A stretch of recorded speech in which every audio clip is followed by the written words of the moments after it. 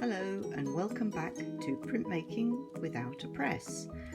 Last time we printed a simple soft cut lino with just outlines in black and white, and this is the result.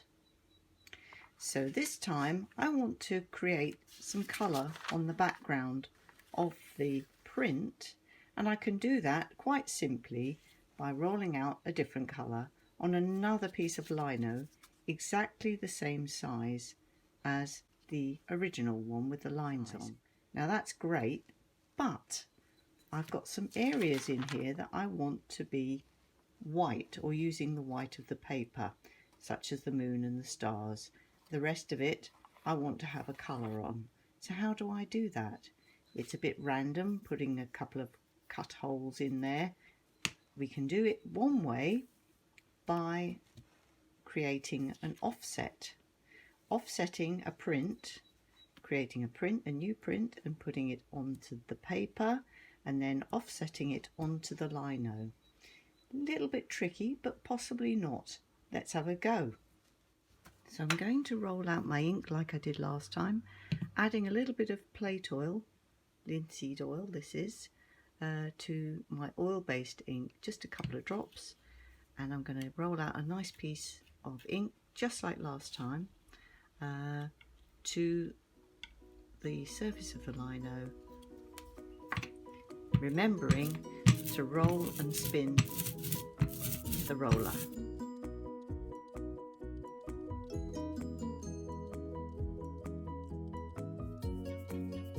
So this is still wet, this ink, when we do the transfer. I think this will be okay. Yep, that's fine, good. Right. So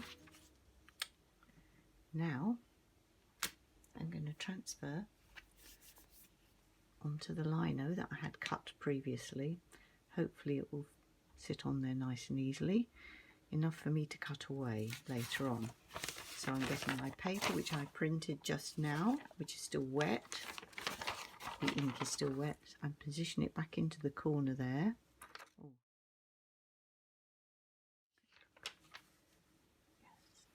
Right, so that's enough for me to see where I can cut out these areas in here and here, and that should be pretty accurate. So just to show you again, that image is the mirror image of that.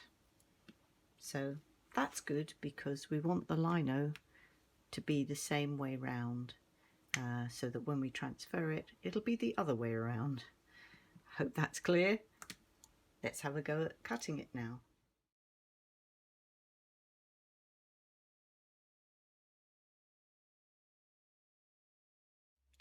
So now I hope you can see here that I've cut out the areas around the moon and the star, and I have actually gone over a little bit of the edge of the black mark, just slightly. I haven't gone right to the edge of it, I've gone just within, but still within the line. That's to make sure that I cover the whole area. If it's too much inside the line, you'll have a sort of mark where the white is and where the blue is. So hopefully that will overlap nicely. Now I'm going to clean this off, and then we're going to do a rainbow roll.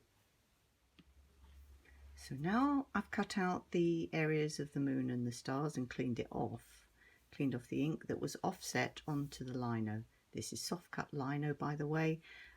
It's not the old-fashioned type of lino, slightly more old-fashioned type of lino, which is Hessian backed and either brown, really old stuff, or grey more recently, and has to be heated to soften it and cut it. Now a rainbow roll means anything where you're mixing the colours onto a roller. It's just a couple of colours mixed together with a roller. So I'm using my soft roller again, and I've laid out two different blues and a white, and I'm going to blend them together and roll it onto the lino.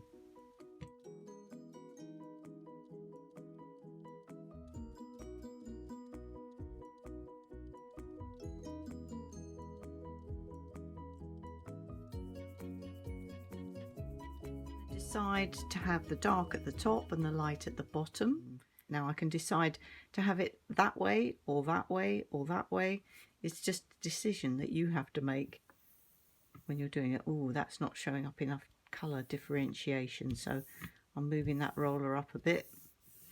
That's better. And if you get these sort of lines in it when you're doing it, you just change your pressure. There we are, that's better. Now I'm going to get the other plate inked up in black as well, and then I'm ready to print. So I decided to lighten up the background a little bit more, so I added a bit more of the whiter area of the ink to the surface, because the surface that's going on top is this, and it's black, and it probably wouldn't show up on top of it, so it's still going to be a bit dark, but this should hopefully give you an idea.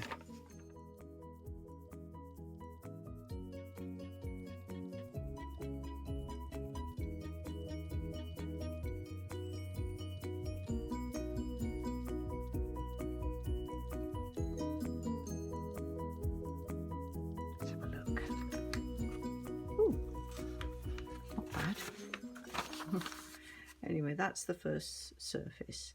You see it's not very beautiful, my little wobbly cuttings out, but hopefully it will fit. So I'm taking that away. So now I'm ready to overprint. Of course I could do it this way and put the plate on top, but with lino you're best rubbing the surface as it comes into contact with the paper this way up. You're best rubbing it like that. So I'm going to again put it into that corner.